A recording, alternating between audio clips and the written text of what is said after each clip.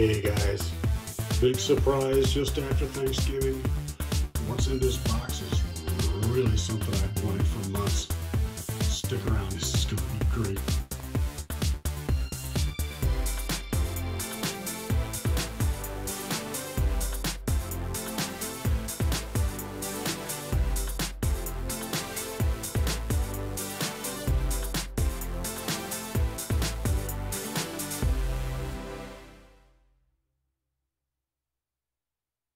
All right, this just came in. I mean, FedEx literally just dropped it off and I just couldn't wait. I got to get this up because I want you guys to see what I found on the internets. Box just came in. I just cut it open. I haven't opened the box yet, but what I got was the Ready to Run Capra. Ah, the box is so pretty. Ooh, look, it's got LED lights. Everybody already knows that. If you've looked at them on the internets and the interwebs, you will know just exactly what's in here. It's got a lot of really cool things on the box. It's got a really pretty picture on this side of the box. I'm going to open this thing up right now with you guys watching. I have to say I'm a little disappointed that I didn't get any green wrapping paper on the package, and there's only one seal on the box, it looks like. And of course I got the green one like it says there. Now, it wants to peek at me. It's got two great big eyes. Let's see if I got this coming out the right direction.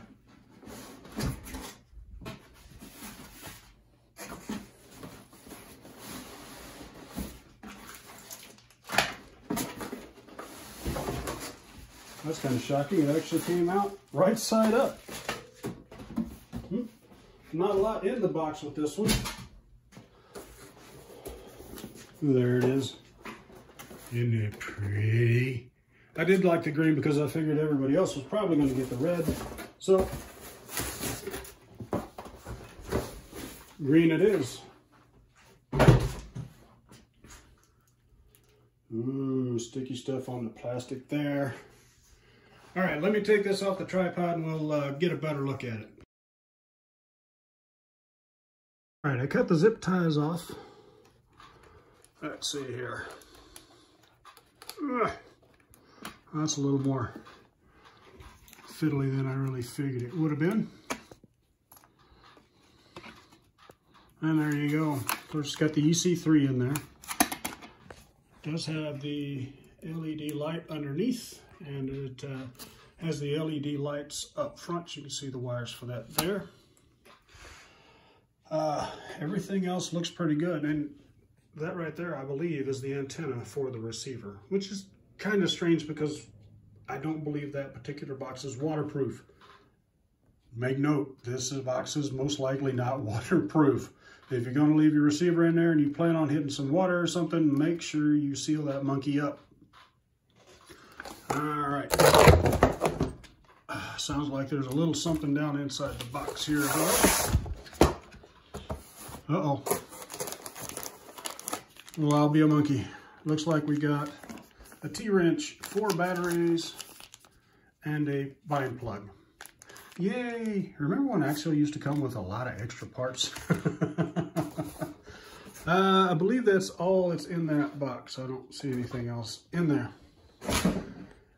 All right, let's take a look at the transmitter. Let me put this back on a tripod so we can get a better look at all this stuff now. Hang on just a second. All right, we got the batteries and the T-wrench. Really disappointed in that part of it, but it does have batteries. This is the STX3. You can actually see where they had to modify the molding to put the 3 on there.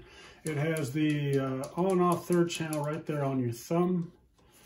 Has a foam wheel, which is pretty nice considering the other ones that they came out with, which was the STX2 plastic wheel. Not really anything, but essentially they look the same. It just looks like the 3 has, Heck, I think that's the only thing better about it is it has a foam wheel. And you can see where they, really if you look at it close, you can see where the 3 is actually just a replacement piece that they put in there. All right, that's enough of that. I'm sure you guys all know. Power switch on the back, steering rate, throttle trim, steering trim, forward with a natural and reverse, and the multi-set speed control there. It's okay. I'm not gonna push it. This sheet will tell you something using the dig. See, it includes dig transmission, blah, blah, blah. You should probably read that. I'll read it later. I'm not going to read it right now. The manual, let's hope this is better than the build manual. But it's most likely just standard fare. It tells you where everything is, what everything is. Tells you what you'll need. How to connect a battery. Some people, I guess, don't know that. Let's see. Come on. Yep, it's all generally just the don't drink the antifreeze kind of stuff. It's all just warnings and multi-language. Let's see if we have a parts readout in the back here, because we are currently into French. And we're still in French. No, we're into Italian. I don't think there is a parts breakdown. There's a parts number breakdown, but that doesn't really help a lot. Oh, there we go. We got a cage breakdown of where everything goes. The transmission breakdown, the dig breakdown, all of that stuff. But it is all of 1, 2, come on, monkey. 3 pages to cover the parts. No, well, we'll see about that. All right, that's enough of that. Let's get back over to this thing, the main event. Now this one, like I said, I just opened this up so you guys are seeing it for the first time just like I am. It looks like the same links that are in the kit. I'm guessing it's probably the same shocks that are in the kit. I'm hoping those are, these have the red colored springs in them. I don't know if that's better or worse or what. They put that little interference wheel on the motor wires, which is a, I don't know. I don't know what that's about, but it's on there, so I'll just leave it on there. If you want to take that out, you can take it out. I don't really think that it does much as far as what we're doing. The axles look pretty good. I have to say that is a really high pinion angle on that. Now, according to the information I've read, this thing has the same machined steel gears in the pumpkins and the transmission. Everywhere that the kit had the machined steel gears, this one has them as well. This one also has the U-joints in it instead of the CVs, which is always better. That's a pretty dang good steering angle. I mean, it's just really, really sharp turning angle. Let's see. Of course, it has Spectrum electronics. I am not a huge fan of Spectrum, but I will run them until they fall apart. Let's see.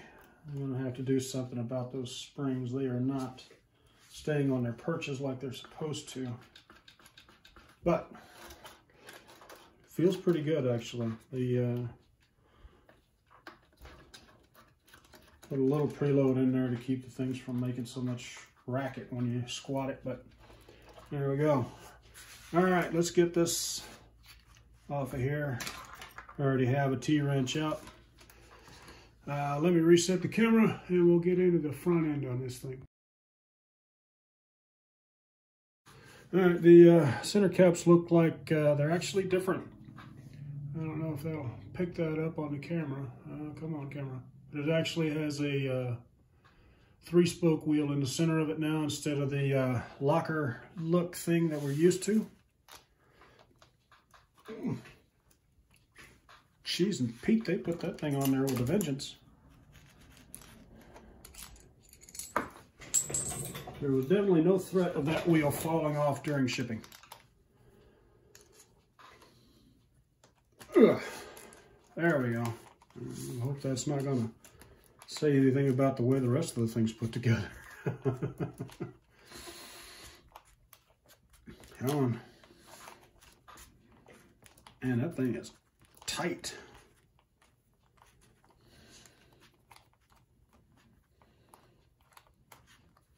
Yay, that took a little extra effort. All right. Portals look good. Wheel looks pretty good too. It's got all of those locking screws in the back. I have to say that's pretty nice. I really like those. I like these new plastic bead locks that Axle's using more and more.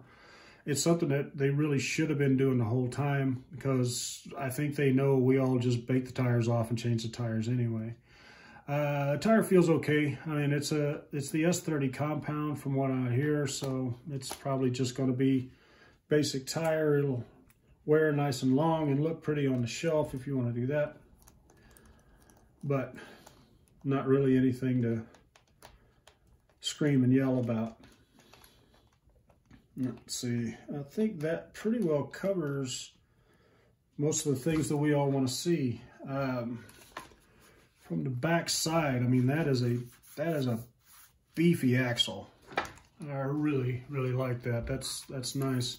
It's got the curry pumpkin on it, and it's got the nice cross bracing, and they've got these spread out. Instead of being right on top of each other, they're actually spread out. I don't know how that affects the handling of the truck, but that's what we've got. The wires aren't really hidden very well. You can see them pretty well down in there. They're all pretty out in the open. The driver helmets didn't come with any extra driver helmets. How am I supposed to fill my jug full of heads if they don't send driver helmets with it? I may change these driver helmets out to the white ones. Just depends on how big a pain in the neck it is. Well, that's just a satisfying sound, isn't it? All right. Up front, of course, we got the LED light bar here. I'm going to get a battery in this, and we'll check out what it all looks like once I get everything set up. Give me a minute, I'll be right back. All right, this is the smallest battery pack I have. Of course, it's a soft one. I don't have any hard packs.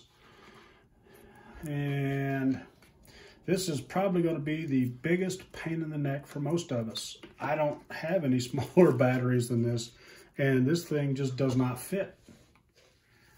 That's going to be a bit of a problem.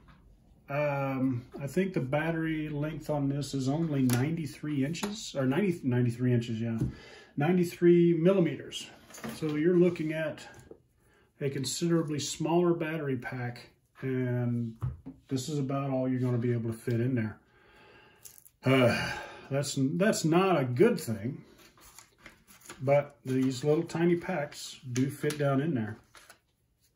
That's the best we can do. So I'm going to get my adapter plug, and I'm going to plug this thing in there. Just like that, because I do not want to cut this thing off. Let's see. Let me get some decent batteries in the radio and we'll fire it up. Okay, got my batteries in my radio. Got my radio on, both the lights are on. Let's turn this on. Oh, get in there.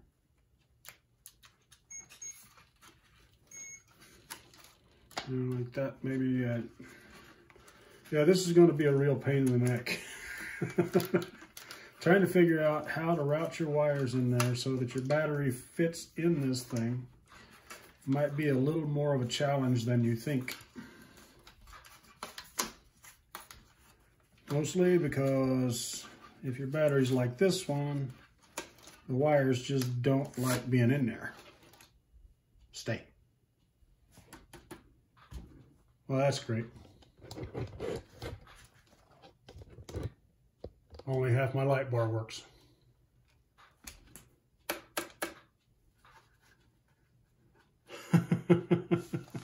Well, way to win, Horizon.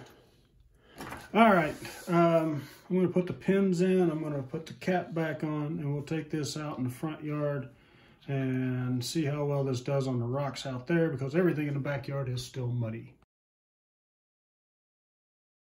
That light bar's a real disappointment. Oh well. All right, let's give it a try on the rocks and see what we can come up with.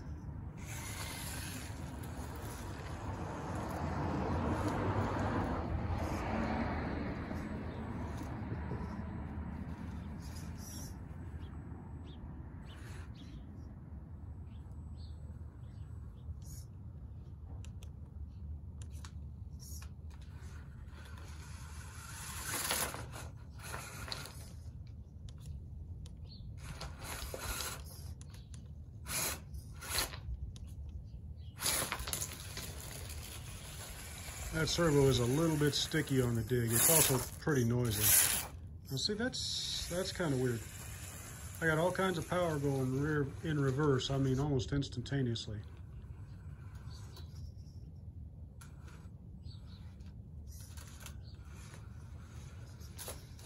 But it is really a good articulation on that front end. I mean, it is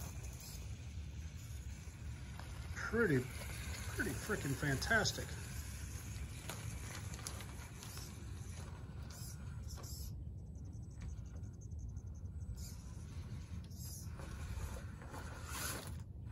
Hey, look, I forgot to put the pins back in the hood. I don't think you can see very well.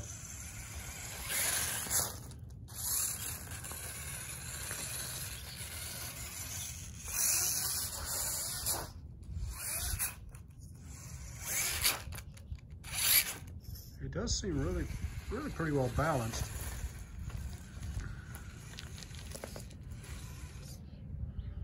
I should go put those pins back in that hood, but I didn't bring them out with me, so.